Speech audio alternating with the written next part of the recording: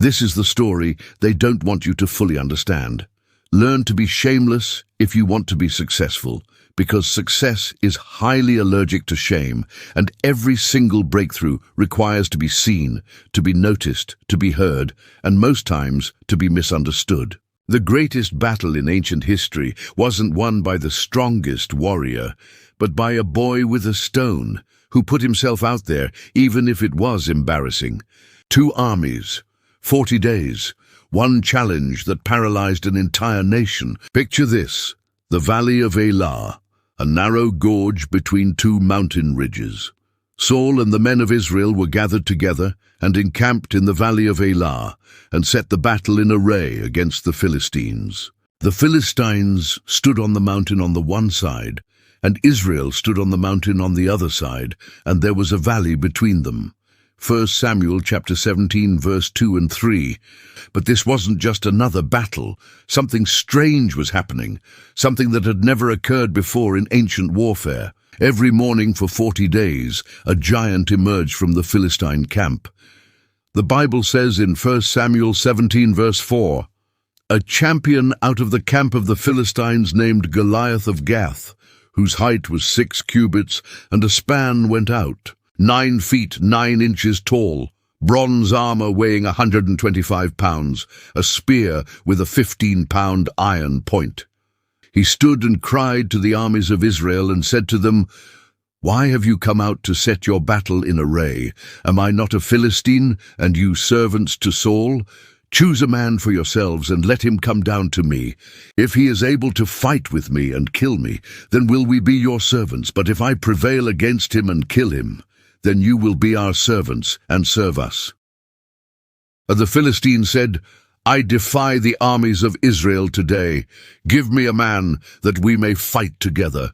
1 Samuel chapter 17 verse 8, 9 and 10. The Bible says in 1 Samuel 17 verse 11, "When Saul and all Israel heard these words of the Philistine, they were dismayed and greatly afraid." Dismayed, terrified, paralyzed. For 40 days this giant mocked them, challenged them, defied not just their army, but their God. One fight, winner takes all. The stakes, an entire nation's freedom. Then, something impossible happened. A teenager appeared. Not a warrior, not even a soldier, a shepherd boy. His name was David. Now David was the son of that Ephrathite of Bethlehem, Judah, whose name was Jesse, and he had 8 sons. The man was an elderly old man in the days of Saul. The 3 oldest sons of Jesse had gone after Saul to the battle, and the names of his 3 sons who went to the battle were Eliab, the firstborn, and next to him Abinadab, and the 3rd Shammah. David was the youngest, and the 3 oldest followed Saul. 1 Samuel chapter 17 verse 12, 13 and 14. And he had been sent by his father simply to bring food to his brothers on the front lines. But when David heard Goliath's taunts, something stirred within him. The Bible records his words in verse 26. David spoke to the men who stood by him, saying, "What shall be done to the man who kills this Philistine and takes away the reproach from Israel? For who is this uncircumcised Philistine, that he should defy the armies of the living God?"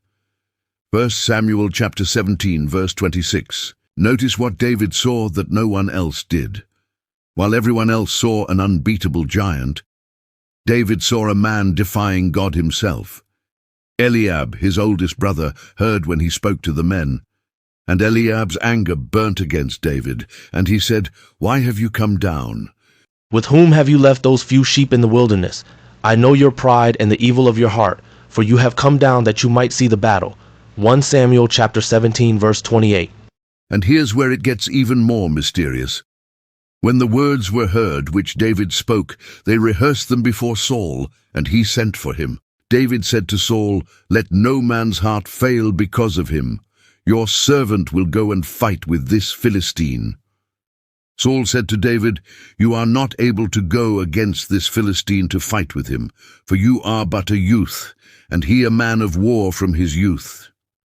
David said to Saul, Your servant was keeping his father's sheep, and when a lion or a bear came and took a lamb out of the flock, I went out after him, struck him, and rescued it out of his mouth.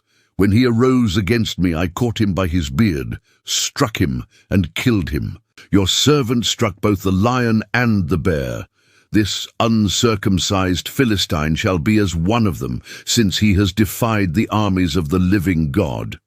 So David said, The Lord, who delivered me out of the paw of the lion and out of the hand of this Philistine. 1 Samuel chapter 17, verse 31, 32, 33, 34, 35, 36, and 37. When King Saul finally agreed to let David fight, he offered him armor, the king's own armor, the best protection available. David put it on, tried to walk in it, and then he took it all off. Why would someone walking into certain death refuse armor? This is where most people miss the real story. David wasn't being reckless. He wasn't being foolish. He knew something the entire Israelite army had forgotten. You see, while everyone else saw this as David's first battle, David knew it was just another day of trusting the God who had never failed him. But what happened next defies all logic. Picture the scene. The valley falls silent. Two armies watch from the ridges above. David walks down into the valley. No armor, no sword. He took his staff in his hand and chose for himself 5 smooth stones out of the brook and put them in the pouch of his shepherd's bag which he had. His sling was in his hand, and he came near to the Philistine. 1 Samuel chapter 17, verse 40. Goliath sees him approaching. The Philistine said to David, Am I a dog that you come to me with sticks? The Philistine cursed David by his gods. 1 Samuel chapter 17, verse 43. But listen carefully to David's response. These words, they change everything. Then David said to the Philistine, You come to me with a sword, with a spear, and with a javelin.